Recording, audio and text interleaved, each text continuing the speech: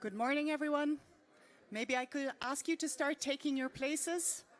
We're going to just begin very shortly.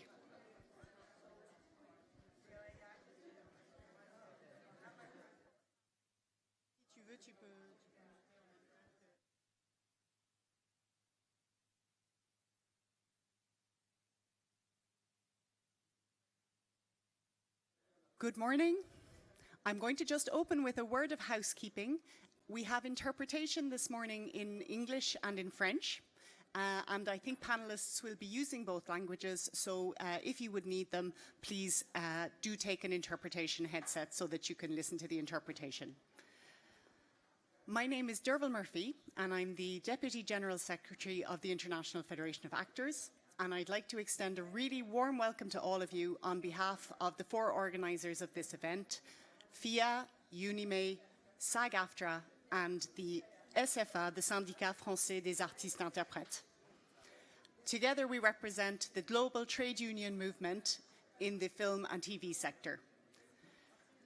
I also want to convey the greetings of the president of FIA, American actor Gabriel Carteris, who normally would have been here this morning to welcome you in person. Gabrielle's home union, SAG-AFTRA, our co-organiser, stands in solidarity with the Writers Guild of America in their current strike, as do the organisers of this event, and that meant that Gabrielle couldn't be with us, but she does send her warmest greetings. We're now going to turn our attention to the 2 conversations. I think they couldn't be more important or more topical, and I'm really glad to have so many of you with us this morning. I'm now going to hand over to the moderator of our first conversation. Her name is Pauline Durand-Vial. She's the CEO of the European Federation of Screen Directors, and Pauline is going to lead us through our first conversation this morning. Welcome to our panelists. Welcome, Pauline. Thank you, Derval. I think we can welcome all our panelists on stage. Ladies, if you want to come up and sit down with me. I'm just gonna...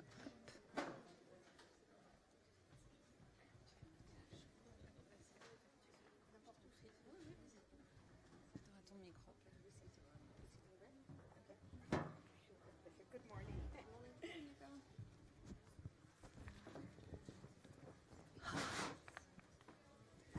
So, hello everyone. A very welcome and thanks to Derval for this very kind introduction and interesting introduction also. I mean, there are a lot of things happening in the wider world outside of Cannes at the moment, and it's good to be reminded of it once in a while. So that's an interesting start. We're very happy to have with us today a great panel of minds that are willing to think about the issue of the future of the fight for gender equality in our sector. Mrs. Evelyn Regner is Vice President of the European Parliament from Austria.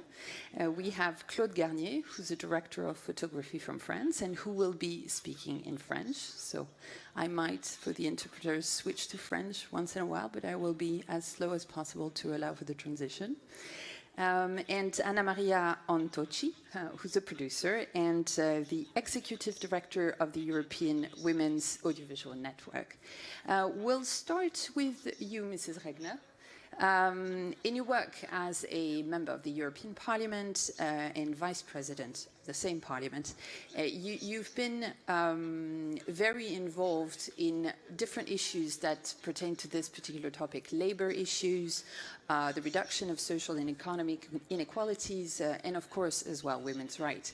How do you see the evolution over the last years and the impact of this work on women's professional lives in our sector? We know you're also very involved with the Lux Prize, the Lux Audience Award. My apologies for the mistake in the semantics. But so from this quite unique standpoint where you're pretty much interested in all the aspects of the issue, how do you think things can go? So an excellent good morning to all of you, to everybody who's already here at this time after having the first coffee in the morning.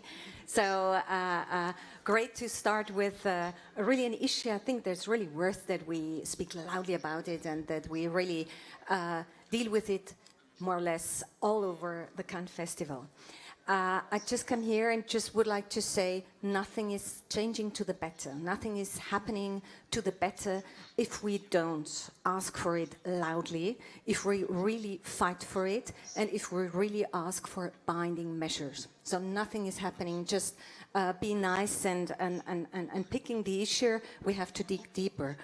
And there, I mean, of course, a lot has been done concerning the working conditions. But the first thing is always to make visible what is not working.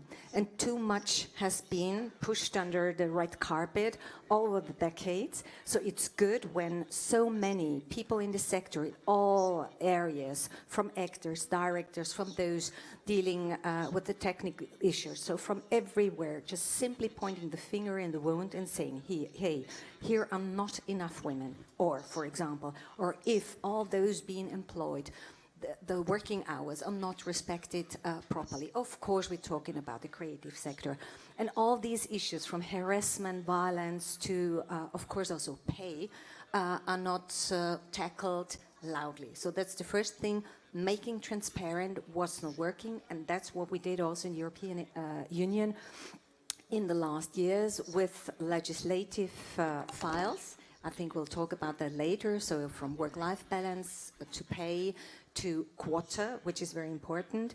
And the next thing is, when you just find out what's not working properly, really to do something with binding measures. So I'm a big fan of this, because when you just say things are done voluntarily, nothing will change to the better.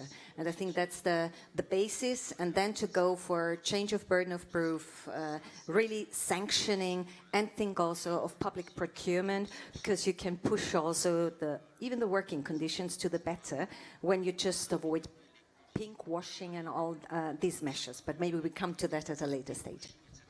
Thank you, Mrs. Regner. I think this firm denial that lip service is enough is great, especially when it comes from somebody who actually is involved in legislative change. So thank you very much for that. I think it's much appreciated. And it's also a good segue from this point of view to work practice, maybe avec vous, Claude. Je change, attention. Claude, travaillé comme directeur de la photographie depuis le début de votre carrière. Director of photography since the very start of your career, and for 8 years you have been in the reality of a woman at work. You're also very committed in collective actions, if I understood well. Whether SPIAC CGT or the collective of Falca, Women Behind the Camera. How do you see the progress that has been made around this question for women behind the camera over the last few years? Well, the first progress is that we started to take account of what was happening. A few years ago, there was a time when there was a few people, women behind the camera. It was just a few women working in the cinema industry as technicians. What we didn't see is that there were not that many. And we started counting, and then we took stock of the situation. And all of a sudden we see that the situation is way less shining than what we had imagined. What is really spectacular is that for certain people who are having head roles, operating roles, there's 10% of women on the European level. We set up a collective, Women Behind the Camera, because we needed to speak out about what was happening to us. And we invited European operating chiefs, and we stumbled upon this 10% figure. And we thought that the trade was not able to absorb more, that there was a hurdle of 10%. Well, you know, I'm joking here, but it was really striking. And what is happening in our sector is that indeed there's a bit more women. And I took part in studies, and we take a look at the figures since 2010. it's 9, 12, 10, 11. There's a stagnation. Things are not moving. However, internally, there's a very important trend, upward trend. There's women in the technical level in all sectors, and this seemed impossible a way back, some while back. There's more and more women, and this is really nice on the set because you can see what's on the team when there's a woman holding certain responsibilities on the set, and this brings huge taboo down, whether it's machinery, electricity. How do you see the technique? And this is something very important. Indeed, symbolically, yes, you know, this is really huge. And what is really nice is that you see more and more women who come out of the schools. It's just an image. Before, there were no models at all, and now you have role models. I don't know how far I can go. Can I continue? Yes, you may. So we can say that things are moving ahead because there's more girls in the technical cinema. But in terms of, you know, you have a lot of camera assistants and you don't have chiefs. And there's a hurdle. And the productions are reluctant. Directors keep being reluctant. As assistant, you're perfect. Just like a lot of women, when you do a job, you do it 100%, you give it all. And if you don't do it and give it all, then it's no good. So assistants are in high demand, but when you become a team leader, it seems to be a lot more difficult because there's a mere 10% of us. What I would also like to address is that when you are part of the camera women, the second issue that we're facing is that we are somewhere pushed back to movies that are not very well produced. Take all the movies that are in France with reduced finances.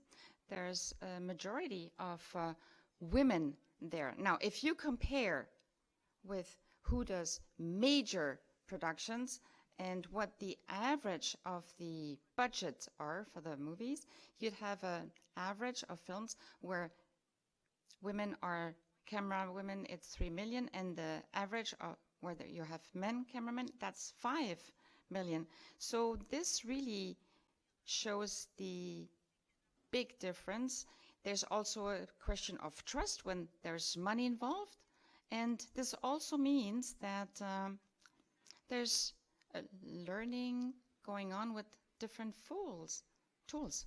When the budget is higher, obviously you have a different type of material, and this works for every type of job. You need to train and train and train, and you need to open this door and to have bigger budgets for technical women. Thank you very much, Claude. I think Anna Maria is ready to react. Yeah, we're good. In any case, I do believe that what you're addressing, whether it's the importance of the figures to illustrate the situation, I do believe that this is something very well known, and we have explored this quite a lot over the last 5 to 10 years of the various jobs, and this really stays very valid from your experience, and this needs to be highlighted. You also talk about this 10% ceiling, and I do believe that this can be said also for other jobs like production.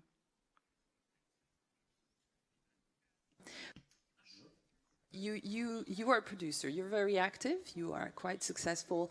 And since 2022, you are the executive director of the European Women's Audiovisual Network, EVA. You have quite a unique position on looking into these issues, and basically a bit of the same question. So what do you see are sort of the main roadblocks ahead on this particular issue, and how do you find these dynamics to be evolving in the sector? I would say that the trends are positive, let's say, and some progress is being made, not fast. So we have to continue being loud and louder, maybe, in order to to make the process becoming faster. But some results are there and progress is being made. I think it's important that more and more institutions and more public funds collect data. We have started to collect more and more data, which helps this process. For example, we have, as a producer, and I observe it closely, like what UNI MEI does, and that they collect gender data. And as a producer, I see a direct result in more and more female-led projects being financed, and also supporting them to increase the level of the budget. So for me, it's a concrete example of how data can really support achieving results. Of course, we have the European Audiovisual Observatory collecting data and encouraging the national funds to collect more and more data, because what's important is that we need to have information from local for each country, because trends are different. We need to understand the cultural differences, social issues, historical background in different countries, because something that might work or happens in the Netherlands maybe does not apply in a country like Romania, from where I'm from.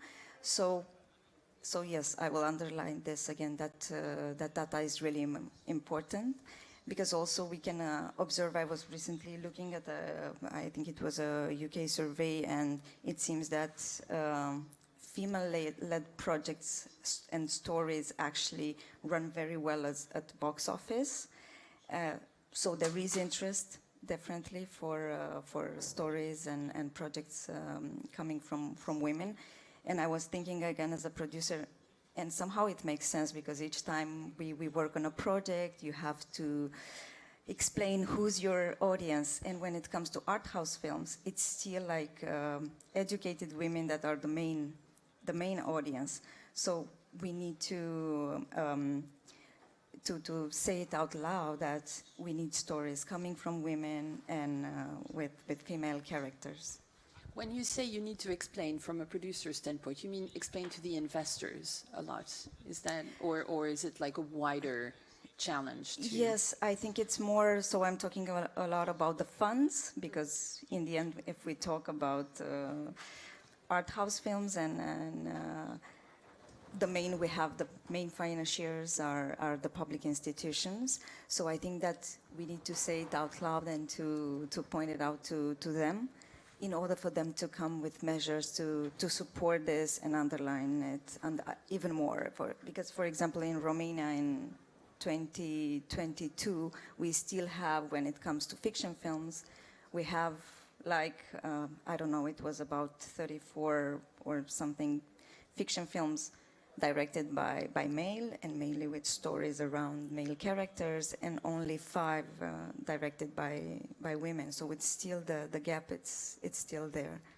I find it interesting that you present data collection not only as painting a very unhappy truth, but also as a way to convince that there are positive aspects of actually hiring women in creative position and in crews. So that's, it's not just a sort of a doom and gloom approach to statistics, but something a bit more positive, which I find very interesting.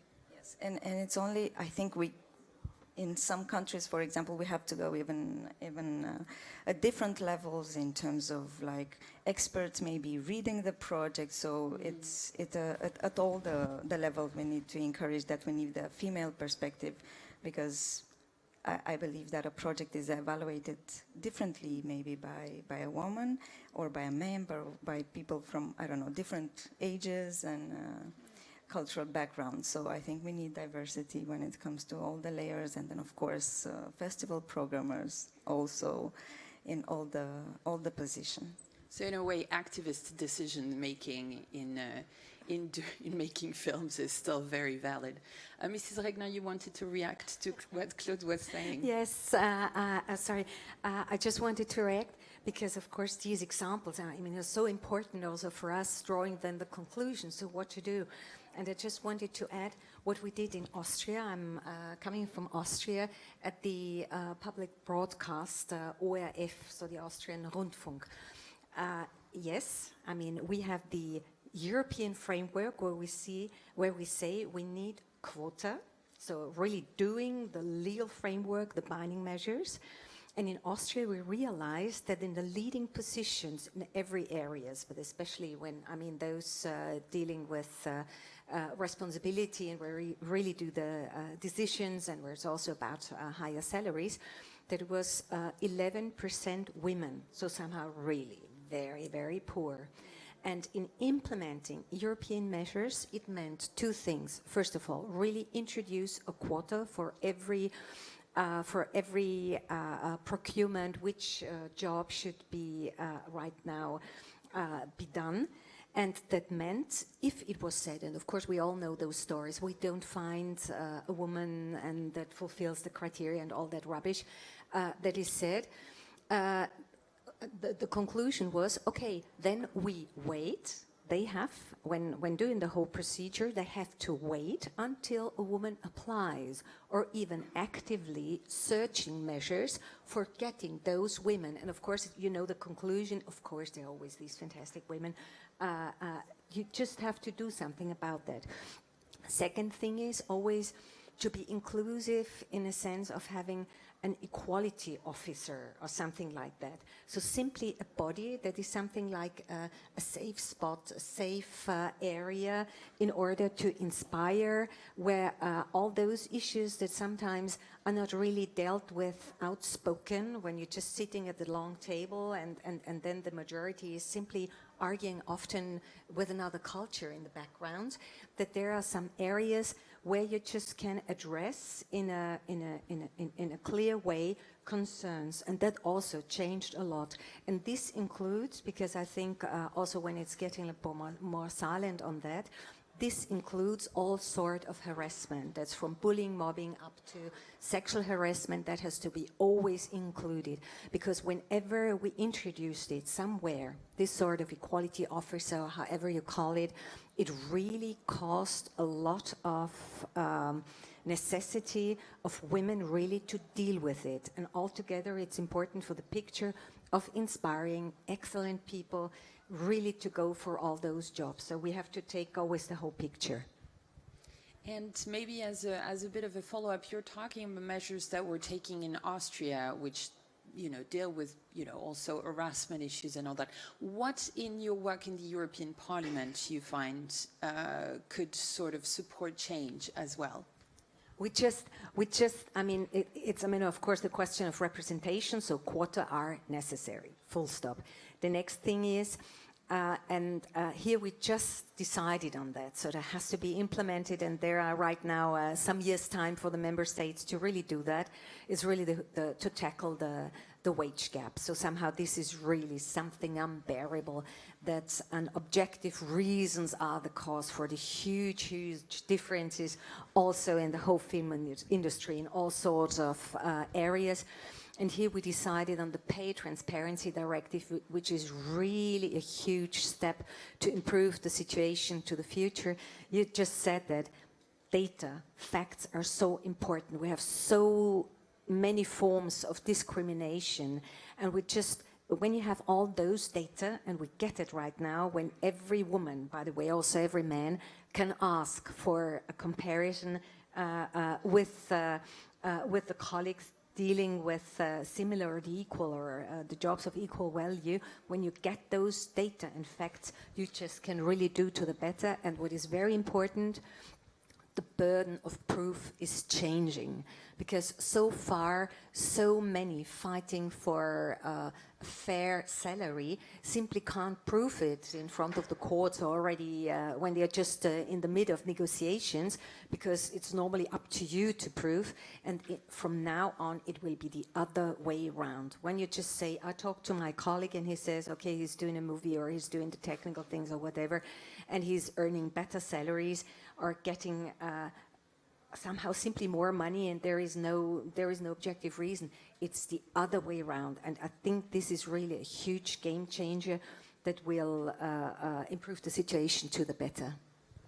I mean, yes, in my day job, I'm very interested in this, and it's fantastic progress, I think, to look into the gender pay gap. In our sector, it's a particularly complex issue, because we have, of course, the majority of freelancers in pretty much all positions, but nonetheless... Sorry, I have to go in. It's also for freelancers. Yes. So somehow this is very important, that it's not only dealing, because as you're in a similar situation, it will be also applicable to them. Fantastic. We're excited. Claude, do you want to... Je voudrais, un peu justement en donnant des chiffres et aussi en parlant un peu des quotas, parce que c'est un débat important pour nous. Donc, issue of quota.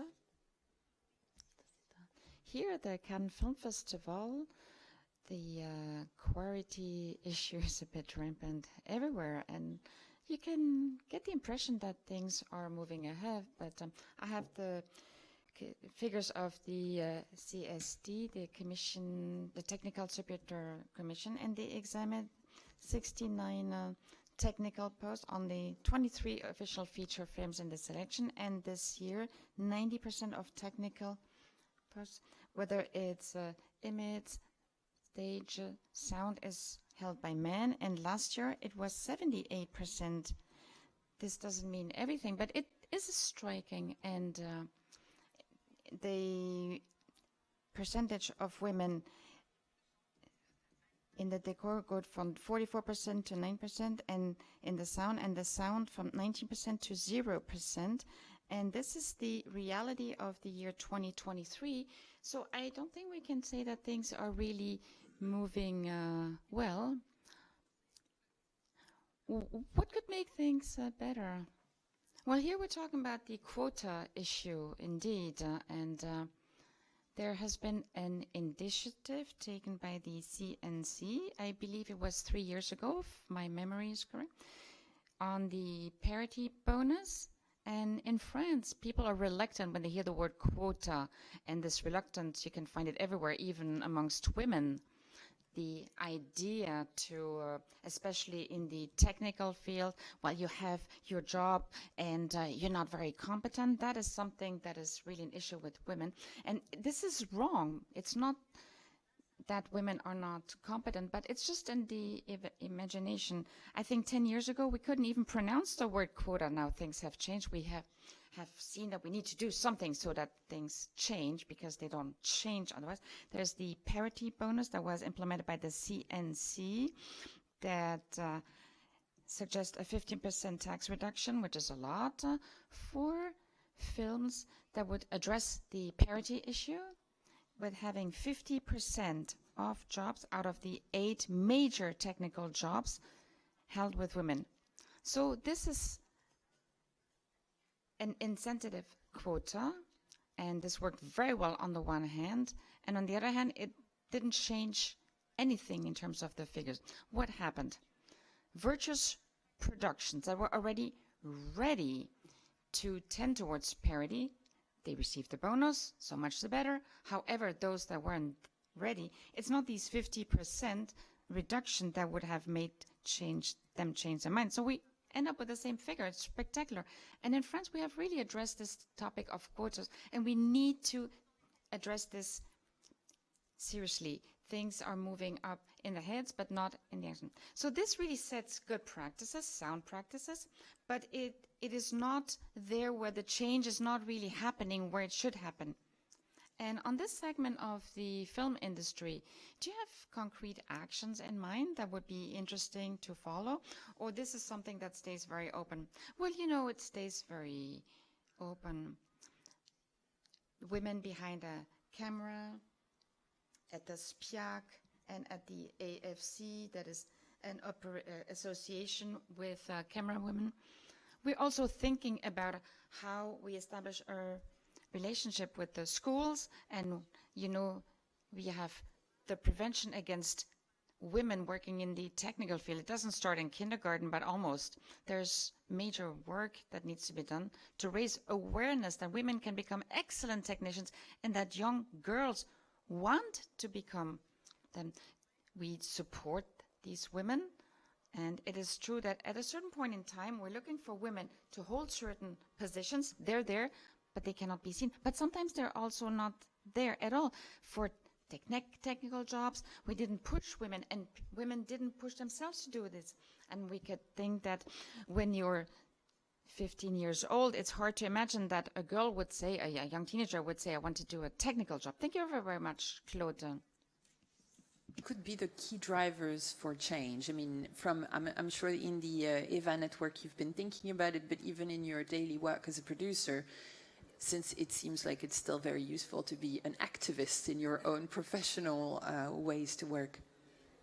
So it was mentioned a lot, the gender pay gap, which, so I will move to other highlights that I consider that we should do. So I think we should also have a highlight. It was also mentioned, of course, like better practices and look at safety at work, from mental well-being to burnout to how to shoot intimate scenes to sexual harassment and violence. So I think it's definitely something that needs to be highlighted, and to, again, to have discussions and find the best practices, which again, they need to be tailored to different regions.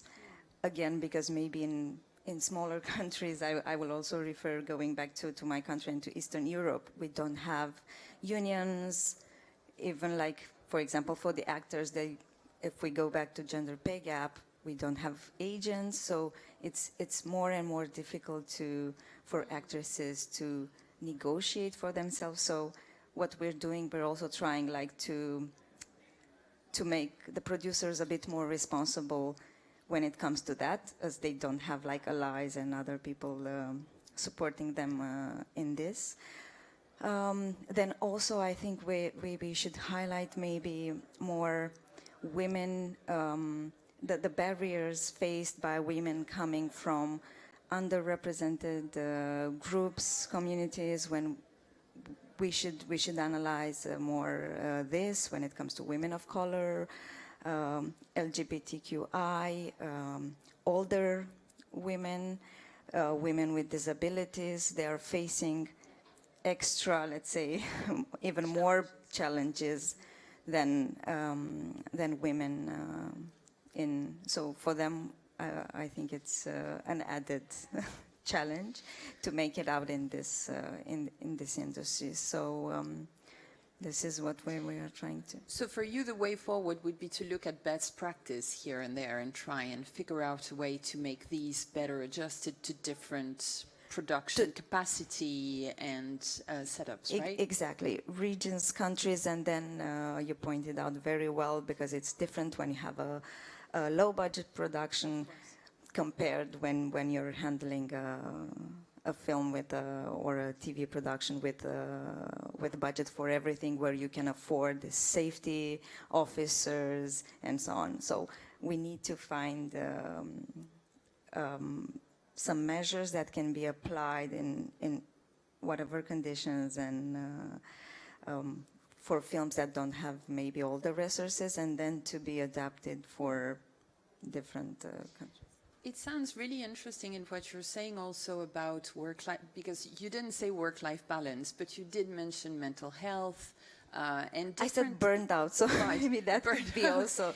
But yeah, that's an interesting thing, because if you think about it, we in the very beginning of realizing this issue in the industry, we were focusing a lot on identifying the problem, and then slowly but surely we're getting into core issues like the pay gap, like work-life balance, like health and safety, management for harassment situations.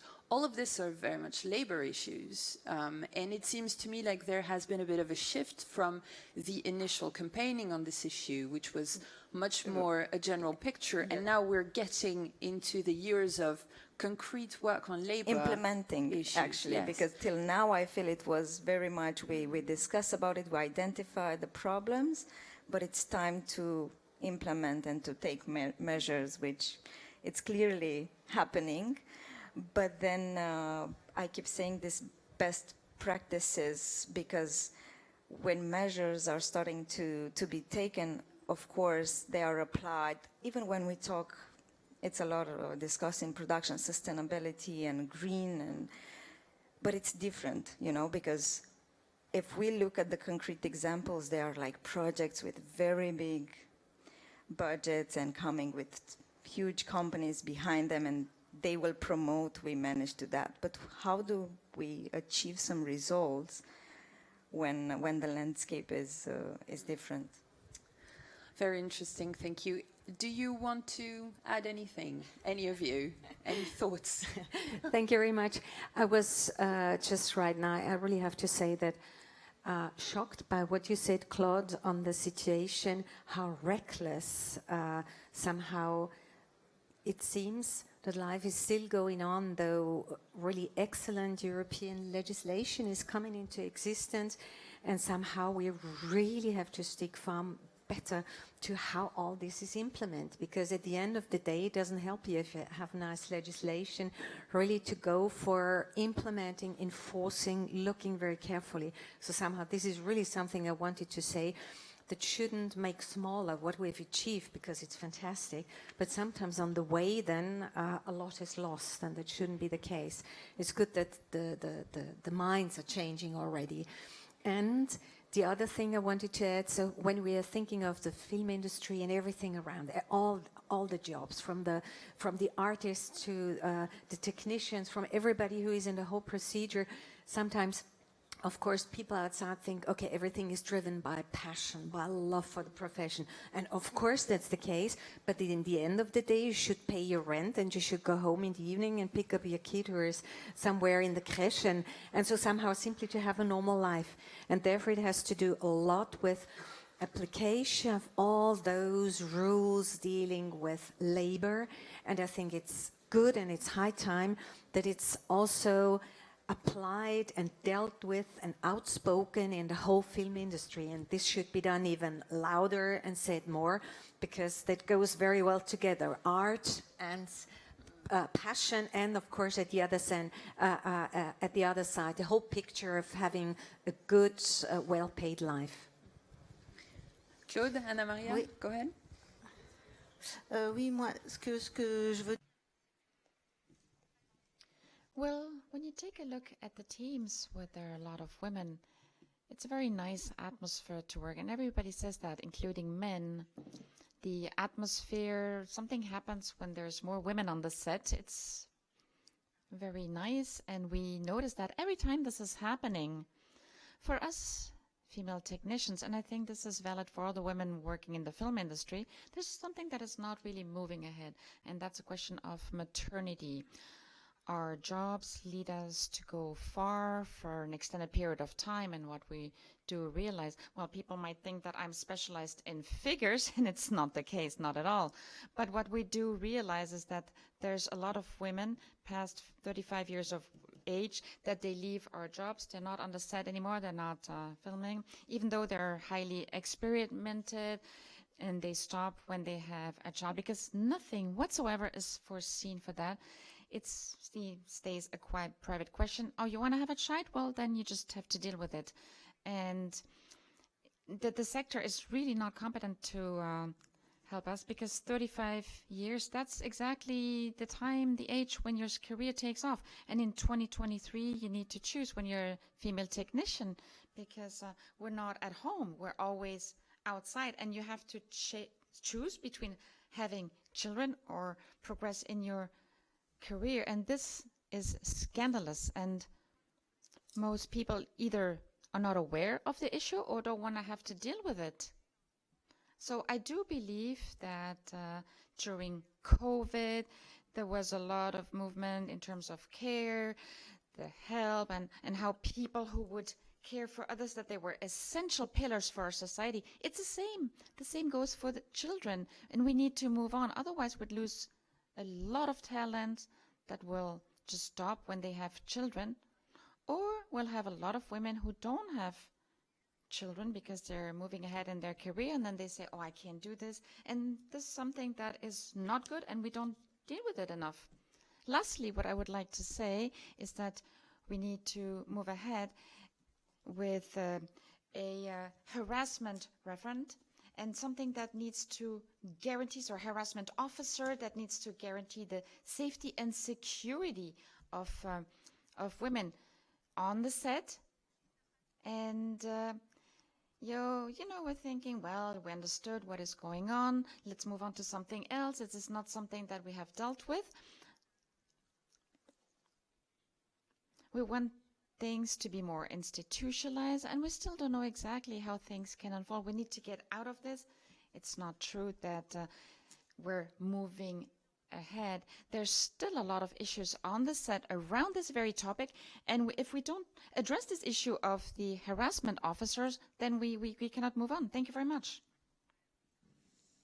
Part of what Claude said, but maybe I hope I will make, I want to come with something in the same direction. And yes, I think we need to, as a producer, what I see like the trend is the newcomers, the new coming talent is a bit more open and to supporting and encouraging to work with female colleagues in more departments. So I think we need to encourage a change of mentality more into when it comes to more established authors. They still have I still feel they are a bit biased sometimes when it comes to, but it's okay, but it has to be, everything has to be for the passion for the art. And it's like, yes, and I'm trying to explain, I'm a producer and but for me it's important the whole team to be safe and taken care of.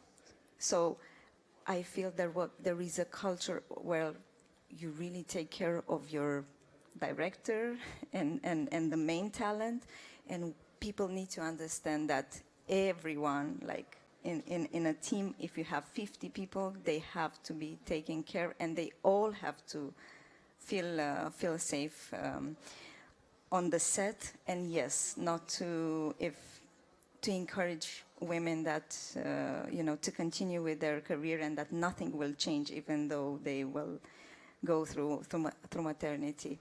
I did that and nothing happened to me or to my career, though when I announced my colleagues, they were all, oh, we need to find another producer. No, you don't have to find, it's like, I'm not going on the moon. It's just I will have a child, that's fine. It's and okay. Nothing happened. Yeah, it's Yes. fine. Yes. Well, thank you very much for this, Anna Maria, and you all for your contributions. Thank you so much. I think it's great to hear that even if change is slow, maybe there is a sort of a more general trend of evolving working practice, which can be embraced, and maybe that will be also accelerate some more concrete changes that will be beneficial from the law to real life, from a country to another. So fantastic. Thank you so much. And with this, I will pass the microphone back to Derval for the next panel. Thank you.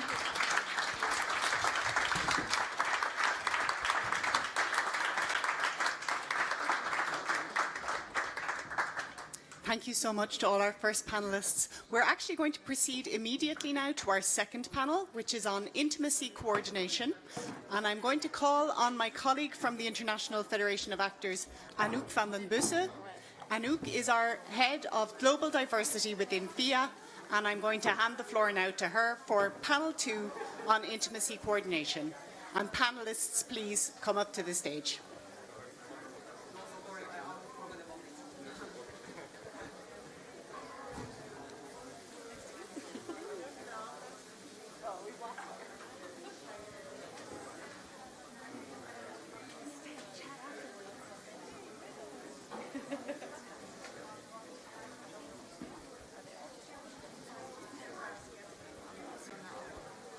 I suppose so.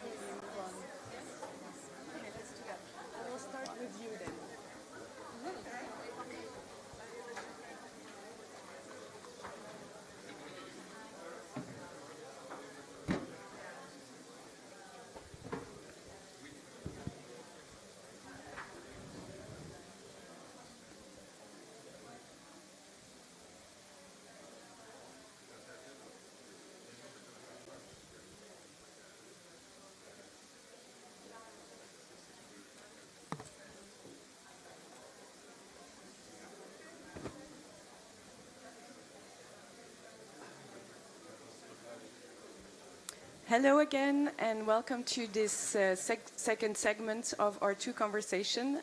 And this second conversation will focus on intimacy coordination. And we're very happy to bring this topic forward. It's a first. It's work that needs to be done. And I'm so happy to have two wonderful panelists. I want to introduce our first panelist, which is Iris Zappehella. You are the Deputy Director of the Austrian Film Fund and Institute, and you have been active in many organizations, including EFAD, of course, but also UNI. And I want to take just a moment to give you the floor for a mention of someone special to you, yes? Yeah. Thank you very much. Thank you for having me here.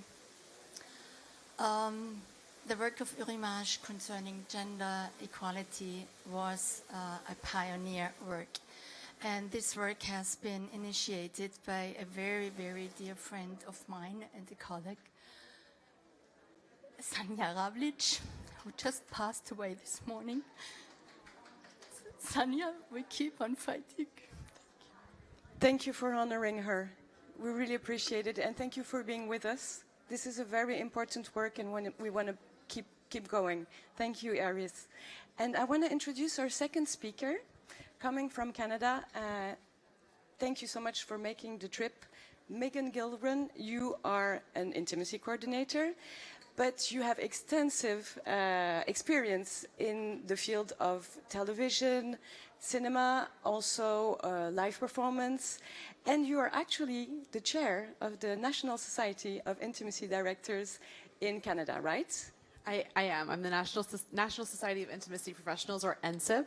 Okay. It's a non-for-profit, and in North America, what we're trying to do is create a space for community, a space for collaboration, where we can continue development, ongoing professional development for folks that are training as intimacy professionals, and having that international conversation about uplifting the training and uplifting the acknowledgement of this role, as well as holding the hand of the industry and taking them on this ride with us, trying to help merge an industry that has a development that is well structured and trying to introduce new ideas that is a little slow, but it's happening. There, it's coming. The interest is quite strong, I have to say, and it was a pleasure to have you and have two perspectives, one from Europe and one from North America.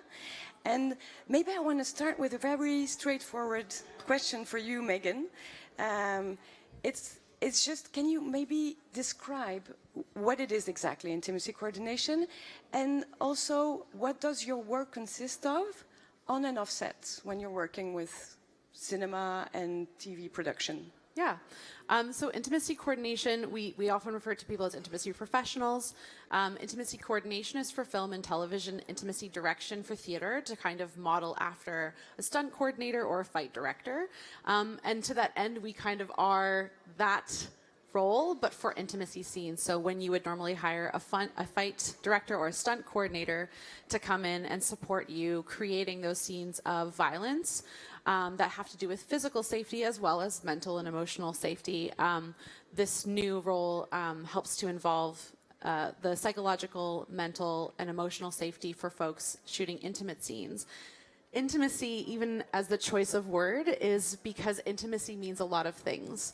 It could be a scene of sexuality, a scene of sexual assault or violence. It could be a scene of nudity or implied nudity, familial relationships, so between a parent and a child, where those actors are not actually related. And so we want to invite that there are a lot of moments of vulnerability or heightened emotion that our performers are asked to do. And it actually does affect our physical health at the end of the day, but can be that road through psychological, mental, and emotional. So in terms of the logistics of our job, we are doing a lot of pre-production work where we're going through our script. We have our conversations with our producers, our directors, to find out what the vision is, find out what is the budget, what are the logistics, the parameters of the production that we're stepping onto. We do all of that breakdown. We highlight and focus on specific elements where we might be required.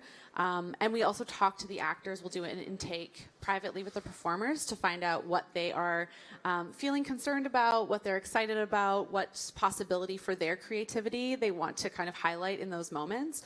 Also talking about some personal things. So having those kind of delicate conversations, caring for their emotional state.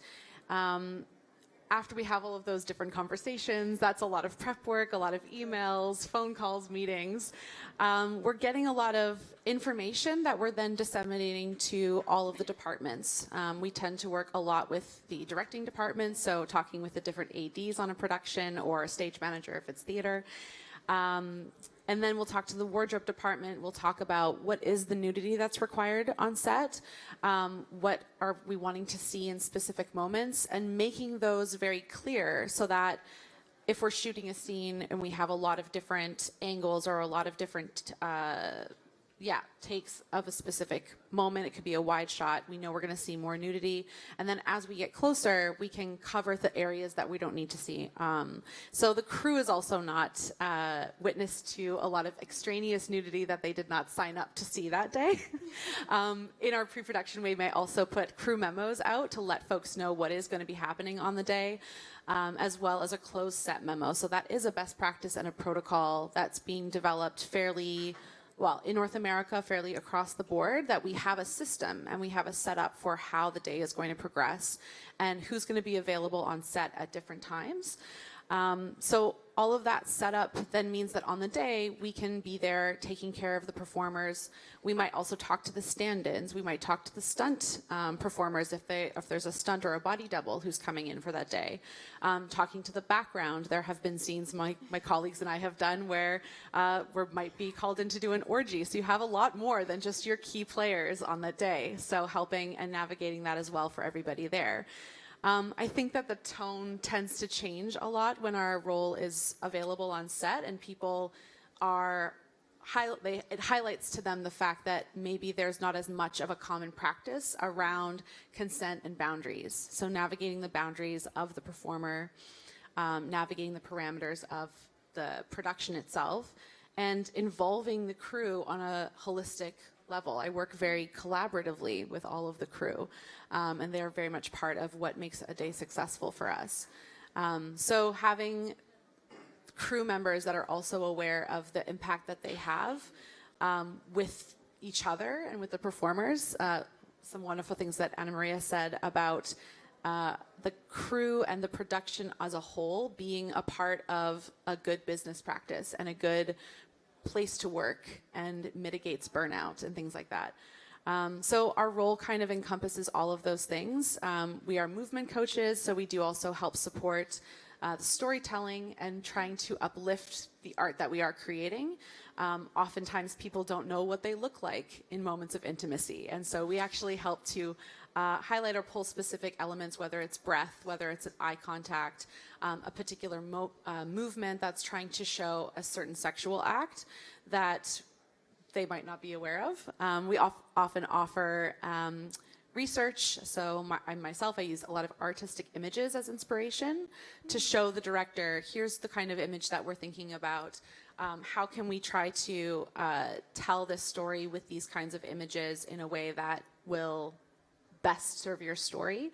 And from the production side of things, we will advocate for rehearsal, making sure that the actors know what's happening on the day. There are no uncomfortable surprises. Some surprises are good, but these kinds of surprises I might mention are not good.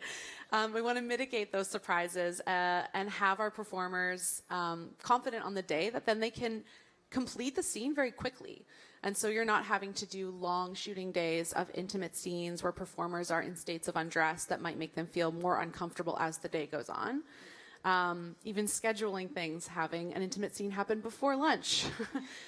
Those kinds of things are all kind of what we are making note of and what we're disseminating to production to make things go smoothly, everyone being on the same page and understanding what's set up for the day, and then doing touch bases after and making sure that whatever happened on the day is something that, you know, if something went wrong, if there was a boundary that was crossed, that that performer feels that they're taken care of, as well as other cast and crew. I think that covers it. It is a very broad role, and I also think that part of where I'd love to see the uplift of more folks thinking about the parts of our job that can be something everyone in the crew can involve themselves in terms of communication, in terms of treating each other with kindness, in terms of talking about people's boundaries and asking for their consent for being involved in shooting scenes of specific content, whether that's a scene of intimacy, a scene of suicide, a scene of violence towards a marginalized identity. Those kinds of things have personal impact on all of us if we're on set that day working. So trying to be more considerate and conscious of those things, I think will bring a better working environment for everybody. Thank you, Megan. And obviously, it's a very complex work, and we really realize, listening to you, how much preparation is involved in the work, and that it's at every step of the production, and that it really involves all the people on the set. And I'm glad you mentioned cast and crew. That's very important. Yes, indeed. Great. And I want to turn to you, Iris, and you've been leading really several working groups on gender equality, and the Film Institute you're directing in Austria is quite avant-garde, I have to say, in terms of gender equality. And I would like to know, from a European perspective, how is this development of the role of intimacy coordination perceived in your view, and how do you start to work with it, or are already working with it in your national context? Okay, thank you very much. So I think you just described how huge and how big this work is. And on one side, I think it's all about professionalism, meaning I think the discussion is going around the fact that directors or even actors do have the feeling that they know, they should know, they have to know. But in fact, no, they don't. There are so specific requests that are needed. And you just mentioned stunt coordination. Nobody would ask if a stunt coordinator is needed if the health of an actor is in question. And therefore, I think it is absolutely logical. It's a logical step to take care of the soul, of the interior of an acting person and also the other persons on set. And the work that is done in quite some countries in Europe by now is they are writing guidelines how to act on set and how to implement intimacy coordination. Ireland, Denmark, Sweden did these kind of guidelines.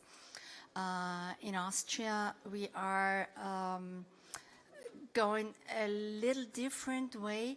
I just mentioned before in our talk that during the Berlinale, there has been the first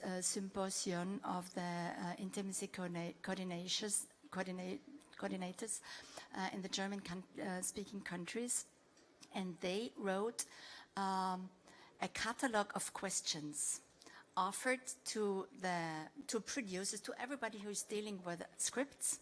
And with this catalog of questions, you can check your script and see if an intimacy coordinator might be needed. And I think this is a really useful tool because it's easy.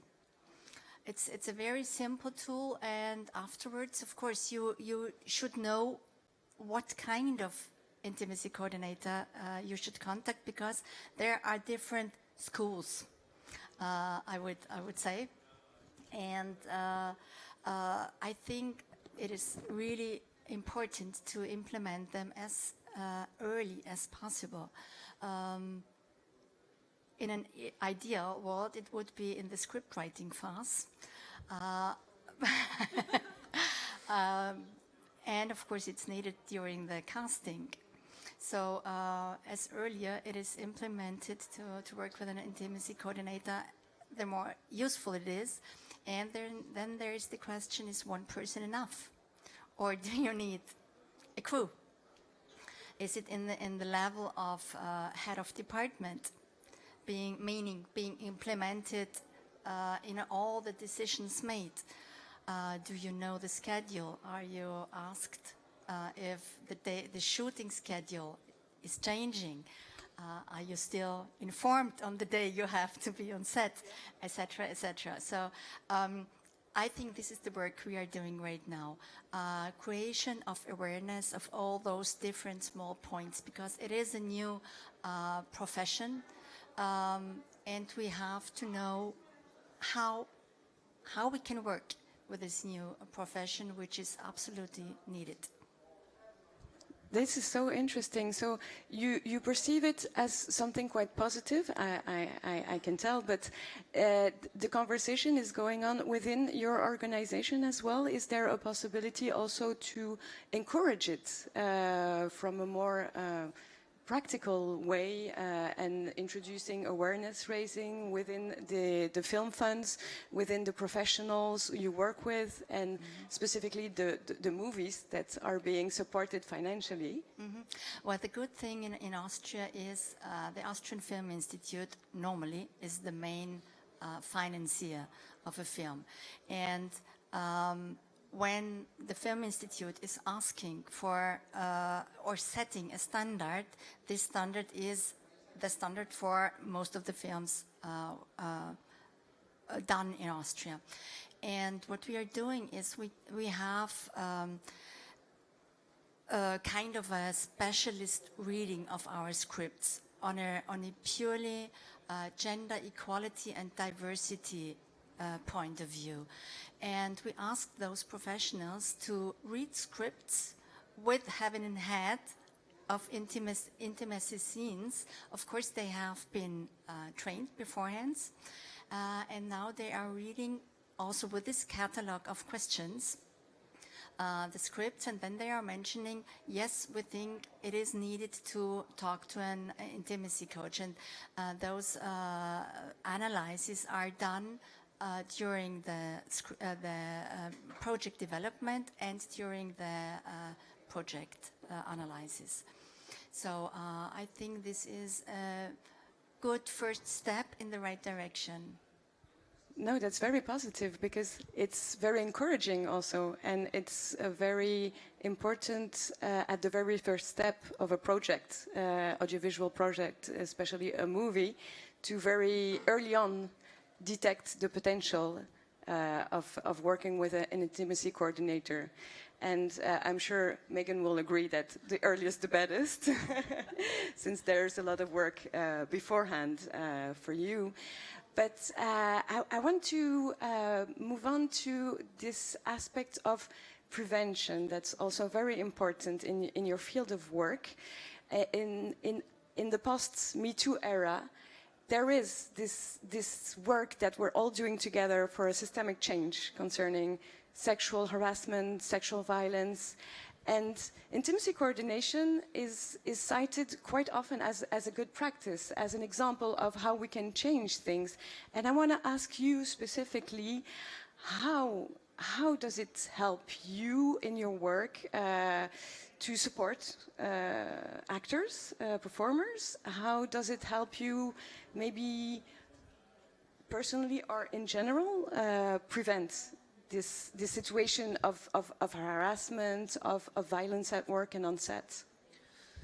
Yeah, so I think the advent of this role definitely created a veil lifting, a transparency that's being invited by us being on set, to making clear the expectations, making sure people have enough information to give their informed consent to what is being depicted, what they're going to be performing, how much nudity. It also, in specific instances, if we are given the script early enough, we do our little breakdown, that we are able to also ask questions of production. You know, why are we telling this story? Why are we telling this story now? Is there a particular thing that we're trying to highlight? Because some folks, depending on their identity or experience and who your audience is, are reading certain things from what you're trying to depict. And I think, you know, in terms of societal change and politics, those things mean a lot more now. Yes. So a specific moment in a story that involves sexuality or marginalized identities or LGBTQIA experiences, it depends on who is telling the story. From the disability community, there's the saying, no story about us without us. So I think that's a very highlighted thing that we try to bring to people's attention when we're reading the scripts.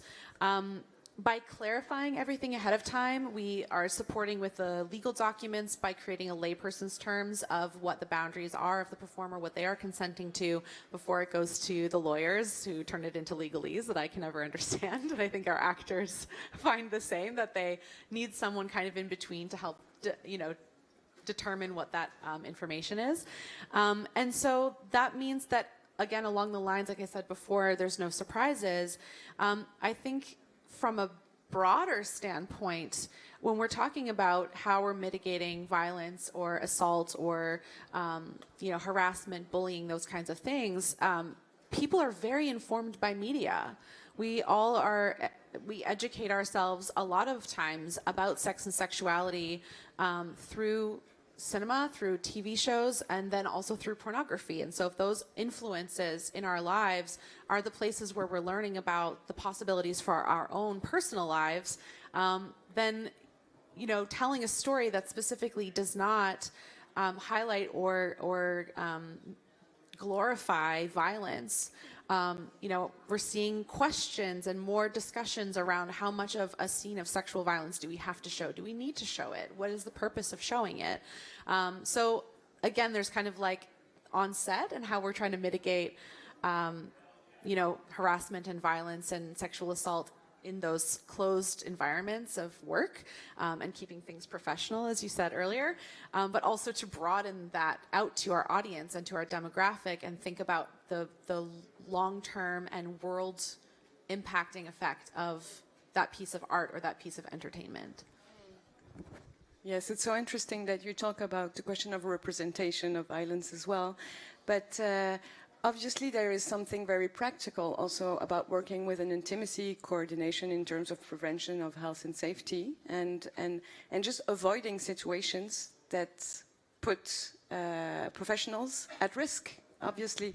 And yes, please. I was just going to add the other aspect of our work in terms of preparing performers is tools and techniques to help them with emotional bleed off. So a common example of that would be the Romeo and Juliet syndrome, where two performers fall in love with each other, but really they're falling in love with each other's character that they're playing every day.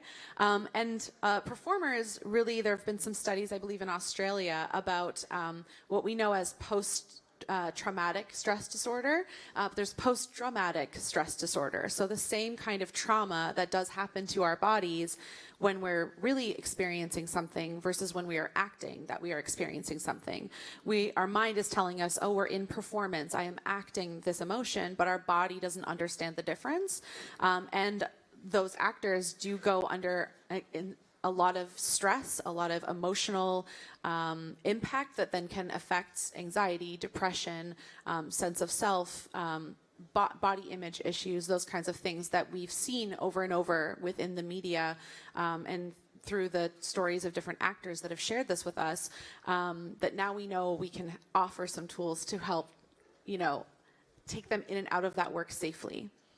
That's fantastic. Yes, it's going back to prevention and avoiding those situations, preparing and really nurturing a culture of consent. And I really appreciate this in the way you approach your work.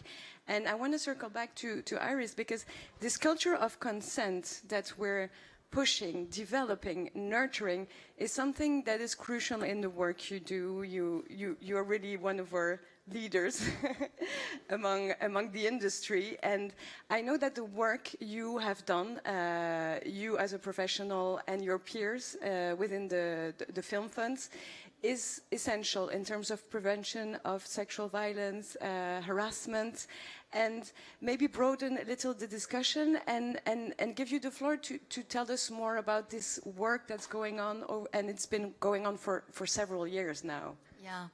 Yeah, unfortunately, yes. Because the reasons why we are doing all those things are harassment, are very cruel experiences that people had to live during their work. And I think this is not fair. It's again about a professional environment everybody should be able to work in. So there's one thing a lot of institutes are publishing, and this is something like a code of ethics, a code of conduct, whatever. When we did this in Austria, it was in 21, I think we published the first version of it. When I was reading it, I said, oh my God, this should be normal, common sense, not to yell to each other, treat each other with respect. But the facts showed us, and I think you do know also the Austrian examples that were not that positive in this behalf. But they brought us to the fact that we wrote it down, we published it, and now we, in Austria, we are obliging every company, every production company who is funded by the Film Institute, and this is 80% of our production, to respect this code of ethics. And this code of ethics is part of our of the contracts we are doing with the production companies, and they are obliged to follow this. And if they are not following it, the last possibility or the last punishment would be that they have to reimburse the subsidies. And this is not only meaning the subsidies from the Austrian Film Institute, but also from the regional funds, and of course the broadcasting company would join us on this behalf, and this means that the companies would not survive. So these are really strict measures, and we did this in this very concrete way to make them aware that in fact the laws are there, but nobody knows them, and they are not applied. And this is really a pity. So, in fact, all we are doing is telling them, you are obliged to follow the laws. Those are the laws. Go with it. So, of course, we do hope that we will never have to ask the money back. But I think the creation of awareness, to make them aware about the conditions they should work in, is already helping. And the positive thing is, and this is going on all over Europe, we see that the production companies are opening up. They are opening up their minds. They are respecting the things of behavior they should have done always, but they did not. And the next step we are focusing on, or the next field we are focusing on, is child care on set. There have been issues too, and it's also to make a clear distinction between intimacy coordination, child coaching, child care on set, because these things are very often mixed up, and this one person is overloaded with 5 jobs at a time, which is not possible. So there are quite a lot of new professions coming up on set. I think it's a great opportunity for all of us, because we all know these sex scenes. I'm using intimacy coordination to this. We all know these cliche sex scenes. Everybody knows how they are working and what they are meaning. And I think with a good intimacy coordination, it can show so much more without endangering the people who are working in this spot. So thank you for bringing this job into the field, because I think it's really necessary. That's fantastic, and I think it's something very concrete and very useful that you presented, that there are consequences. And of course, for the moment, nobody had to give the money back, and we want to keep it this way. But it's so important to make people accountable and to share same values in terms of making change, because we all need this change as an industry. So it's very remarkable. And what you're saying also about the professional aspect of those new fields of work is very important. I mean, it's not because it's a new field of work that it's not very specific, and that it doesn't correspond to a specific training and sometimes certification. And this is something, of course, since it's quite new, that is coming back and coming back. It's the question of how a professional coordinator can be trained. How can we also help making this field of work being more professional, being developed in the best conditions? And I know that you, for example, Megan, are working on those topics, and you're also part of a registry that is in North America, very famous, held by SAG-AFTRA, the biggest union in Hollywood. So there are some unions, there are some institutions who also want to help raise the conversation about certification and training. Do you want to comment on that and maybe give us a perspective? Yeah, I can give you an overview of what I know a little bit. Okay, more than a little bit, but so organizations like SAG-AFTRA, like BEC2 in the UK, like the Intimacy Professionals Guild, like National Society of Intimacy Professionals, we're having these conversations to acknowledge that there's a lot of different training programs, that different ones offer certification, some of them have chosen not to. It is the question of certification versus qualification. A lot of folks also did training throughout the height of the pandemic, and a lot of us were at home, and so learning was a great way to spend our time, and a lot of folks wanted to train within this work. There is also a large part of this that is really necessary to be trained on set and in practice through mentorship or through sort of a lateral leadership relationship with a colleague who has aspects of their training and you have other aspects, and you can kind of share knowledge and work together. So kind of coming back to your thing about, yes, very much talking about this being a team, being a department, just like any other department in film. There's no one-person department. There is a lot of work to do. So when we have the availability to have a second person or an assistant come on, then there's a lot of training and kind of this leapfrog that can happen, so that folks are getting the support and building a community to do the work as well as be supported by their colleagues in this work.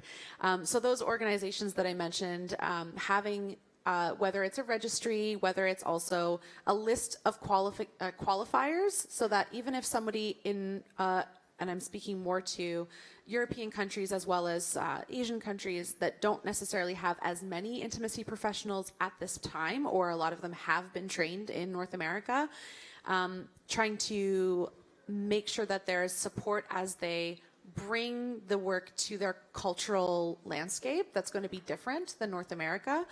And also acknowledging that different training programs might have different methodologies or different ways that they talk about the creative aspects of this work, but that there's becoming a normalization or an across-the-board understanding that things like having bystander intervention training, mental health first aid, anti-harassment training or anti-racism training, those things are becoming the norm that a lot of folks trained in this work have. And a lot of folks come from different backgrounds, whether they were an actor, a director, a stunt coordinator. I myself was in the wardrobe department and I'm a sexual health educator. So there are areas that people come from a lot of different avenues and then come into this community to share that knowledge with each other. So I think as we continue to sort of finesse and have those discussions and create those lists and templates, because those are so satisfying to have, that's what we have. That's the information that we need to have, and that we need to, you know, check the box, but also what is the professional development that we can extend beyond just the basics. Then more people will be set up for success. And I think that then you have more of that collaboration also with some of the newer roles that are coming on set, like a mental health coordinator or folks that are supporting with childcare and things like that. So all that to say, when producers are looking for intimacy professionals and want to know whether or not they are qualified, you can certainly look at their IMDb for their resume to find out what kind of experience they have. You can look at if they are connected to a particular organization and what that organization has set forward for their standards. So for NSEP, we have on our website a national standards list that doesn't have exact specific courses that you would have had to take, but it says this is the training that we recommend having in this role. And so by having some of that as a framework for folks, then you're getting a sense of whether or not someone is best suited for doing that job, as well as whether or not they're best suited for your project. And that's kind of the extra layer of doing the research. Just like any other job, you interview them, you find out what their experience and their training is, and then you find out if they're a good fit for your project.